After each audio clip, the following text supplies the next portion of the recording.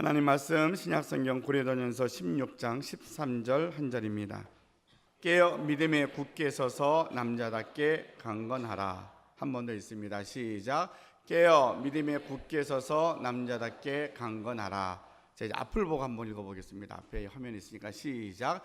깨어 믿음에 굳게 서서 남자답게 강건하라. 외우실 수 있겠습니까? 예, 한번 우리 외우실 수 있는 분들 외워서 같이 외워서 한번 같이 읽습니다. 시작. 깨어 믿음에 굳게 서서 남자답게 강건하라. 지난주에 있었던 집회를 참석하면서 제가 받았던 은혜를 여러분께 함께 나누려고 합니다. 집회 참석하면 눈높이가 저한테 맞는 것 같아요. 제가 은혜를 많이 받고 와요. 학생들도 학생들이지만 시간마다 이렇게 앉아 있어서 친구들이 이제 가면 이제 전화하고 만나면 그래요. 그거 어떻게 그 8시간씩 앉아 있냐고. 쉽지 않거든요. 이렇게 설교하던 사람이 앉아서 그렇게 오랫동안 있기가, 또 아이들처럼 앞에서 뛰는 것도 아니고. 근데 찬양하는 시간, 특히 말씀 듣는 시간, 또 기도하는 시간이 너무 많이 은혜가 되고 도전이 돼요. 그리고 은혜가 되는 것이 또 한편으로는 기대가 돼요. 그러니까 세상의 수많은 이야기들은 장래가, 앞으로의 일들이, 젊은이들이 살기 어렵다, 나라가 희망이 없다, 뭐 결혼 안 한다, 아이 안 난다, 부정적인 얘기들이 너무 가득한데, 근데 그 속에서는 희망을 볼 게 별로 없어요. 다 힘들다는 이야기, 이미 그것이 현실적으로 너무 많이 와닿거든요. 젊은이들이 결혼하는 것 이제 정말 어려워요. 결혼해서 아이를 낳고 산다는 것 여러분들이 상상도 못할 만큼 힘들어요. 그러니까 우리 어른들은 몰라요. 야, 우리는 그 가난할 때도 살았는데 요새 어디 아이 키울 때 그런 기저귀가 어디 있어요. 다 손으로 다 빨아서 했는데, 그렇게 생각했던 분들은 상상이 되지 않아요. 젊은이들이 사는 모습에 대해서. 그러니까 지금 우리 아이들이 지금 아직도 어리고 젊은데 어떻게 살라고. 근데 젊은이들이 모여서 찬양하고 말씀 듣고 은혜 받고 주님 앞에 가는 모습들을 보니까 기대가 생겨요. 아, 그래, 여기가 살 길이구나. 믿음이 살 길이구나. 세상은 끊임없이 부유함으로 세상의 것들을 채우러 가려고 하지만 그 속에는 공허함밖에 없고 낙심밖에 없고 절망밖에 안 보이지만, 똑같은 세상 속에 있는데 어느 그룹에서는 희망이 보이고 사명이 있고 불편함이 도리어 감소하는데 아무런 그것이 걸림돌이 되지 않더라고요. 그래서 아이들이 같이 찬양하는 걸 보면서 너무나 많이 은혜를 받고 또 도전을 받았습니다. 그러면서 또 하나 저는 이제 거기 장신대에서 하는 집회를 우리는 2번째 참석을 했는데, 처음 1회부터 계속 참석을 했습니다. 제가 알고 간 건 아니었고 같이 있었던 전도사님이 장신대에서 이렇게 집회를 합니다 했는데, 제일 마음이 거기 움직였던 게 회비를 안 받는다는 거예요. 회비 없이 하는데 뭐 밥도 먹여주고 간식도 주고 다 하는데 너무 좋다고. 그래서 아이들 데리고 가는데 잠을 안 재워주니까 잠자리 만드는데 돈이 더 들어가더라고요. 어쨌든 첫째부터 계속 이렇게 올해까지 한 4년 넘게 여름 겨울로 참석을 해봤어요. 근데 제가 이번에 가서 또 느낀 게 갈수록 참석하는 인원이 늘어나요. 1000명 가까이 모였던 친구들이 지금 1700명이 모여서 전국에서 모입니다. 저희가 끝나고 올해는, 작년에는 이제 저희가 숙소가 아마 잘 안 돼서 집회 끝나고 서산에 내려왔다 올라가고 그랬는데, 금요일 날 집회 끝나고 이제 차를 내려와 봤더니 큰 차가 있는데 서로 막 얘기하는, 어디서 왔어요 했더니 지금 아이들 끝나면 대구로 내려가야 된다는 거예요. 그 밤에. 그러니까 대구에서 대형버스 타고 아이들 올라와 있고, 그러니까 우리나라 전국에서 다들 은혜를 사모해서 모여서 그렇게 예배를 드리는데, 그 모임 자체가 성장하더라는 거예요. 그러니까 한 해 갈수록 이 모임이, 이 집회가 다 좋지 않았거든요. 뭔가 좀 부족한 것도 있고, 뭔가 좀 이게 저건 아닌데 하는 것도 분명히 있었는데, 회를 거듭할수록 이게 다듬어지고 성장되어져 가는 걸 보면서, 그래, 축적되어지는 은혜가 성장으로 이어지니까 참 기대가 된다라고 생각이 되더라고요. 그렇죠? 축적되어지는 게 성장이 되니까 기대가 돼요. 단어 3가지를 기억하시면 돼요. 신앙은 축적되어져 가는 거예요. 자꾸 쌓이는 거예요. 그런데 이 쌓이는 것이 성장되어져야 돼요. 잘하지 않으면 그냥 고여있게 되더라고요. 근데 계속 다듬어지고 또 다듬고 또 다듬어서 결국 조금씩 성장되어져 가는 게 눈에 보이니까 그 다음에 생기는 게 기대가 생겨요. 내년도에는 또 어떻게 성장할 것인가. 그래서 사실은 우리 청년들에게는 제가 그렇게 이야기를 했어요. 여러분들을 올해까지는 내가 어떻든 모든 걸 다 해서 내가 그냥 모시고 가든 이렇게 해서 가자고 해서 갔지만 내년도에는 그렇게 가지 않을 거라고. 여러분이 원하면 갈 거다. 안 가는 게 아니라. 왜냐하면 내가 강제로 이렇게 갔다가 거기 앉혀놓으면 다 은혜 받지 않거든요. 사모하고 가야 은혜 받으니까. 너희가 좋다고 생각되면 목사님 우리가 이번에도 거기 집회 있는데 갔으면 좋겠습니다 하면 그땐 갈 거다라고 이야기를 했습니다. 그래서 저는 개인적으로 기대가 되더라고요. 성장되어져 가는 걸 보면서. 그래서 우리 개인적인 신앙의 삶도 이것이 필요하겠다. 축적되어지는 은혜, 이것이 축적되어지면 그냥 있으면 안 돼요. 성장되어지는 열매가 있어야 돼요. 예수 믿으면 변화됩니다. 새 생명이 되면 결과가 나옵니다. 이 결과가 인생을 바꾸고요. 인생이 바뀌어서 나 한 사람이 정말 문제 많고 상처투성인 인생인데 예수님 만나서 예수님이 터치를 하면 인생이 바뀌어져요. 바뀌어지는 게 사람을 영향력을 주게 하고 많은 사람을 또 이롭게 하는 것도 있지만 제일 중요한 것은 그 사람의 표정이 달라지더라고요. 얼굴이 달라지고요. 웃음이 있고 감사가 있고 그래서 사람들을 움직이는 능력이 되더라고요. 그게 성장인 거예요. 우리가 은혜 받고 말씀으로 축적이 되어지면 그것이 결국은 쌓여서 우리가 은혜가 성장으로 이어지고 이 성장은 열매가 되어서 우리를 내 인생이 기대가 되는 인생으로 바꿔놓더라 하는 겁니다. 그래서 여러분의 삶도 결국은 매주일 예배를 드리고 믿음 안에 사랑하는 우리들에게 어떻게 내게 말씀으로 축적되어져 가는 은혜가 있는가를 살폈으면 좋겠다 생각이 되어집니다. 첫 번째 강사로 나왔던 그 장신대 교수님이 설교를 하셨는데 우리 갔다 온 친구들 장신대 교수님 생각나는 게 뭐 있습니까? 내용은 생각이 안 나고 이렇게 사랑합니다 하고 표현한 것만 생각이 나요. 근데 저는 그 교수님 강의를 들으면서 설교인데 강의처럼 하셨어요. 참 장신대 교수님답다라는 생각이 들었어요. 막 큰 사건이 있는 것도 얘기도 안 했고 그냥 너무 당연한 건데 너무 당연한 것을 분명하게 알려주었어요. 그래서 그것을 신앙생활의 원리를 청소년들에게 뭐라고 알려주었냐면 성경을 낭독하라. 낭독, 소리내어서 읽어라. 이스라엘 사람들이 쉐마교에게 가장 중요한 것은 성경을 소리내서 읽는 거예요. 그거 성경을 우리가 계속 이렇게 눈으로 보고 하는 게 아니라 소리내서 읽으라는 거죠. 소리내서 낭독을 해라. 그리고 소리내서 낭독해서 읽는 성경을 어떻게 하냐면 그 다음에는 암송하라는 거예요. 성경을 암송해라. 오늘 이제 주일학교 제가 한 달에 한 번씩 설교하는 날이라 아이들 설교 예배드리러 왔는데 너무 감사한 게 아이들 9시 반에 예배드렸거든요. 한 명도 지각한 아이가 없었어요. 선생님들도 다 이리 와서. 그리고 또 하나 놀란 게 아이들이 찬양을 부르는데 얼마나 잘 부르는지 몰라요. 큰 목소리로 너무 크게 자신 있게 아이들 찬송 부르는 걸 보고 기대감이 생기잖아요.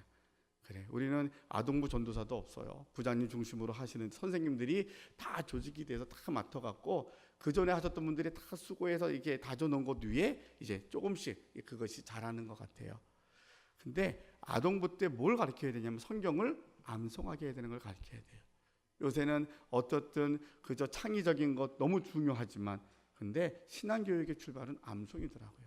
성경을 암송하는 거예요. 여러분들도 이거 자꾸 먹으면 읽으면 잊어버려요. 외웠던 거 다 잊어버려 그러잖아요. 근데 성경을 암송하는 게 우리 신앙생활에 되게 도움이 되더라고요. 성경을 낭독하고 암송하고 암송해야 묵상이 되잖아요. 맨날 성경 들고 요새 스마트폰 있긴 하지만 이게 들고 다니고서는 안 되니까 머릿속에 있는 걸 묵상하는 거예요. 계속 묵상하면 이것이 축적되더라는 거예요. 그러니까 신앙생활이 뭐냐? 큐티하는 게 뭐냐? 매일 성경 읽고 묵상하는 건데 이 묵상 앞에 암송이 들어가는 거예요. 성경을 낭독하고 암송하고 묵상하여 축적이 되면 본인도 인생을 사는데 인생이 산 넘어 산이고 고비가 넘기 너무 고비가 많더라는 거예요. 그럴 때마다 하나님이 내 안에 있는 말씀으로 내게 일깨워 주시더라는 거예요. 갑자기 하나님께서 벼락을 치듯이 우리에게 응답하시고 아무개 오른쪽으로 가라 왼쪽으로 가라 이런 게 아니라 내가 축적되어진 내 하나님의 말씀이 내 앞에 밀려오는 그 모든 문제 속에서 기도하며 하나님이 말씀을 끄집어 사용하시더라는 거예요. 그래서 내게 말씀하시는 말씀이 기억나고 약속을 붙잡고 이겨나가더라. 그래서 본인이 미국 가서 유학 시절을 이야기하더라고요. 너무 가난해서 안 해본 아르바이트가 없대요. 그 고생해서 공부해서 통장에 다 돈이 떨어지면 굶어야 되고 그런 힘들어 생활했대요. 근데 본인의 외모를 보면 너무 귀공자처럼 보여서 다들 고생 안 한 것처럼 오해를 많이 받는데요. 자기 너무 많이 고생을 했대요. 근데 하나님이 언제 가장 너무 구체적으로 역사하시냐면 통장에 그 모든 금액이 다 제로 상태로 가면 갈수록 하나님의 역사가 더 많이 일어나더라는 거예요. 왜냐하면 뭐 급한데 어떻게 기도해야지. 하나님 앞에 더 많이 구하게 되고 그렇게 기도하였더니 하나님이 더 구체적으로 역사하시더라. 근데 그렇게 고비를 넘기면서 자신이 터득한 것이 내 안에 있는 하나님의 말씀이 나를 일깨워 주시고 인도해 주시더라. 그래서 하나 저는 그렇게 적용을 해봤어요. 여러분 마지막 때가 되면 성경이 없어지거나 성경을 볼 수 없는 시기가 온다 그래요. 핍박의 날이 오고 환난의 날이 온다 그래요. 그러면 어떻게 우리가 그 시대를 이길 수 있을까? 성경을 암송해야 돼요. 알고 있어야 돼요. 그래서 우리 초대교회 한국교회는 정말 대단한 역사가 있는 게 초대교회 때 한국의 지도자들이나 많은 그 신앙인들이 성경을 거의 외웠다 그래요. 통째로 외워서 이야기하고 다녔대요. 그게 한국교회 역사의 뿌리고 힘인 것 같아요. 이 말씀이 우리의 능력이 되는 것은 우리 지난 2주간 동안 시편 119편을 갖고 새벽기도 때 같이 말씀을 살펴보았는데 119편의 176절까지 있는 말씀 속에 2절 빼고 다 하나님의 말씀이라는 단어의 뜻이 들어가 있어요. 하나님의 말씀이 우리의 등불이 되고 안내자가 되어준다라는 이야기예요. 이 말씀을 어떻게 적용하느냐? 소리내서 읽고 우리가 암송하고 그리고 묵상하자. 마음속에 자꾸 새겨놓는 거예요. 이것이 축적되어지는 것이 우리 인생을 살아가는 가장 중요한 능력이 되더라 하는 이야기입니다. 그 작은 거인이라는 분이 와서 간증을 했어요. 말씀을 전해주었는데 김혜영 선교사, 여러분이 이제 인터넷에 치면 바로 나올 겁니다. 키가 135cm. 그래서 작은 거인이래요. 이분의 인생이 너무 힘들었더라고요. 아버지가 화가 나서 아기를 집어던져서 척추가 상해서 애가 안 자란 거예요.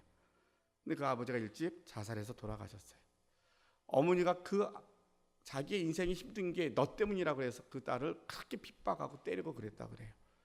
그 14살 때 가출을 해서 공장에 나가서 일하기 시작을 했고 몸이 불편하니까 너무 힘이 드는 거예요. 그냥 정상인도 어려운데 너무 힘들어서 기도하는 중에 15살에 교회를 나와서 선생님들이 가르쳐 주어서 신앙을 갖게 됐고 그때 주님이 만나 주어서 키도 작고 몸이 불편하니까 친구가 아무도 없었는데 예수님께서 내가 너의 친구가 되어줄게 라고 말씀하시더래요.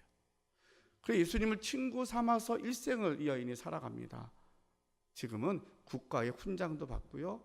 아프리카에서 14년 동안 그들 지역에서 이제 기술이 있어서 아이를 그걸 기술을 가르쳐서 교장으로 있고 또 지금도 케냐에서 이 사역을 계속하는 선교사예요. 본인이 이제 그 얘기를 쭉 간증으로 합니다. 하면서 하는 이야기가 본인이 들었던 가장 은혜 받은 게 그거라는 거예요. 너 잘못이 아니야.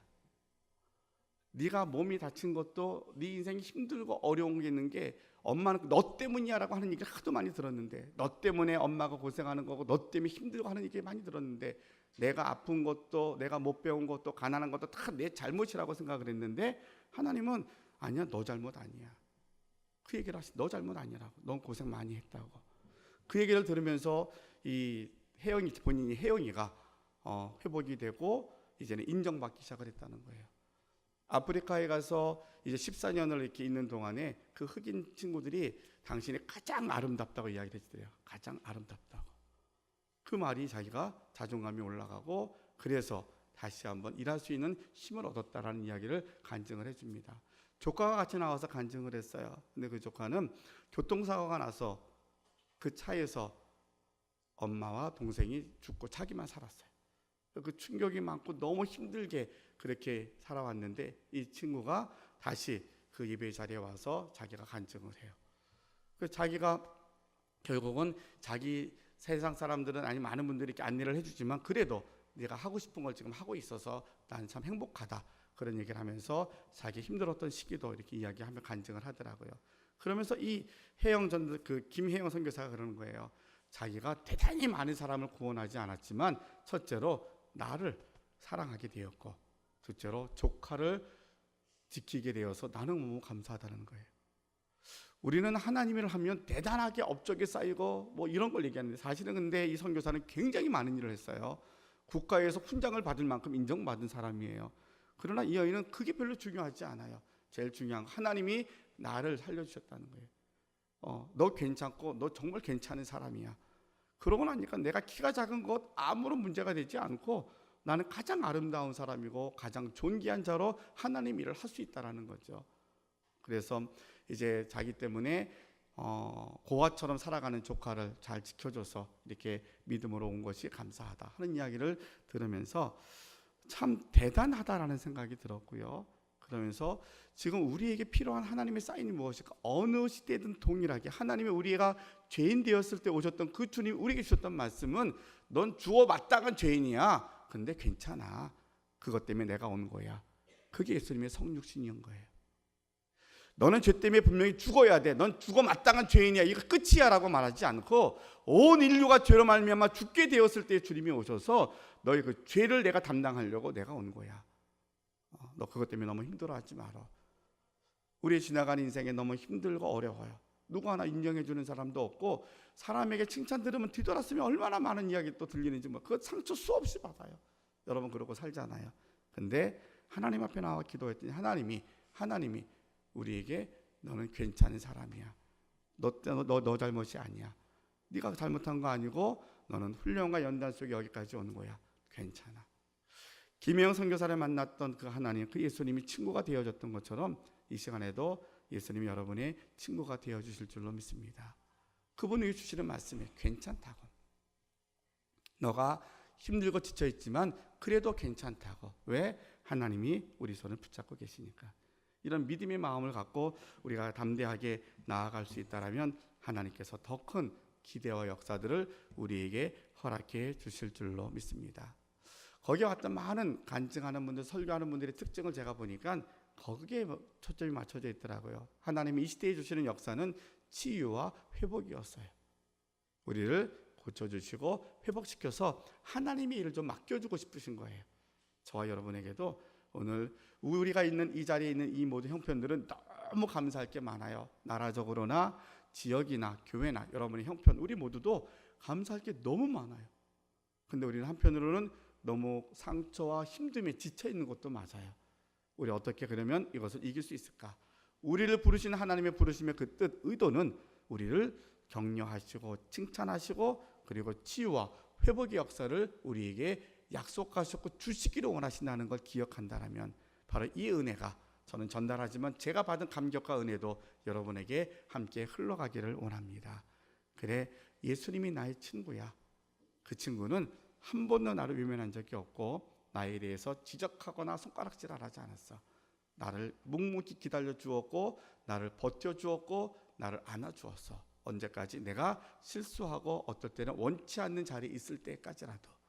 그 주님 왜 기다리시지? 언젠간 네가 돌아와서 내 일을 할 거잖아. 그 주님의 기다림이 있더라고요.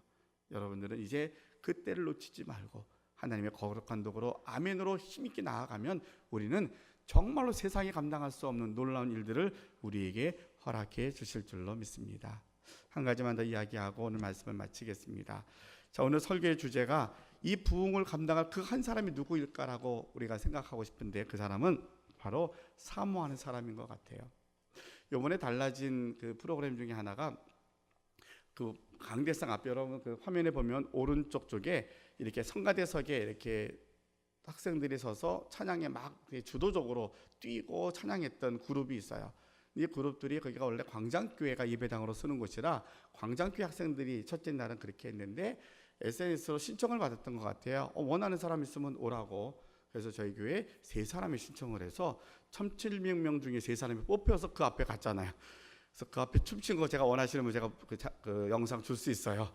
얼마나 난리나게 춤을 춰놨는지 1,700명을 다 압도하듯이 끌어가듯이 앞에서 다 집회를 다 했어요. 그렇게 해서 하루 종일 되게 힘든 일이었거든요. 3번의 예배를 다 드렸어요.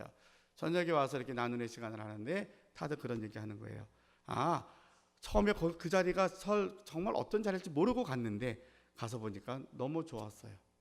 그래서 나만 온 게 아니라 여기 오지 않았던 우리 친구들도 같이 왔으면 좋았을 뻔했다는 거예요. 그랬더니 그 자리에 가지 않았던 친구들도 후회가 되는 거예요. 나도 저 자리를 갔으면 좋았을 텐데. 그게 뭐냐면 사모하는 마음이에요. 은혜는 사모하는 마음에게 주십니다. 부흥은 사모하는 자를 통해서 하나님이 역사하십니다. 여러분, 하나님의 은혜를 사모할 수 있고 하나님이 정말 나같이 부족한 사람을 쓰실까? 하나님이 쓰실 거야. 이 확신, 이 마음을 갖고 우리가 시간 주님께 나아가면 하나님이 여러분의 사모하는 마음에 어떤 통로로 통해서라도 은혜 주실 것이고, 그렇게 한 사람이 은혜 받으면 여러분을 통해서 가정과 이 교회가 변화되어지고 하나님이 쓰시기 합당한 그릇이 될 줄로 믿습니다. 그래서 올해는 우리가 정말 하나님의 은혜 속에 말씀으로 축적되어지고 이것이 우리가 훈련되어지고 이 훈련된 것이 열매로 나타나서 그래, 올해는 기대가 되는 한 해야. 2019년 하나님이 놀라운 일들을 행하실 거야. 이 기대를 갖고 우리가 맡겨진 자리에서 충성되이 순종할 수 있는 우리 모두가 되시기를 주님의 이름으로 축원합니다. 기도하겠습니다. 사랑의 아버지 하나님, 감사합니다. 저희들 지난 주일에 장신대에 있었던 집회를 함께 돌아보며 은혜를 함께 나누었습니다. 현장에 있었던 이들이 받은 은혜가 우리가 이곳에서 중보했던, 우리 함께 기도했던 성도들에게 그대로 흘러가게 하여 주옵시고, 정말 우리도 하나님 말씀이 우리 모든 것의 기준이 되며 생명이 됩니다. 말씀 놓치지 아니하고 말씀 의지하여서 하나님 이 말씀을 읽고 낭송하고 암송하고 묵상하고 그것이 하나님이 내게 어떻게 말씀하시는가를 우리 삶 속에 축적되어져서 하나님이 우리가 인생길을 살다가 어떤 일을 당할지 모르지만 친구 되어주신 주님 손 꼭 붙잡고 우리를 위로하시고 격려하시고 힘을 주시는 그 하나님의 은혜를 사모하면서 올 한 해도 이 우리의 인생이 믿음 안에 승리하는 저희들이 되게 하여 주시옵소서. 예수님의 이름으로 기도하옵나이다. 아멘.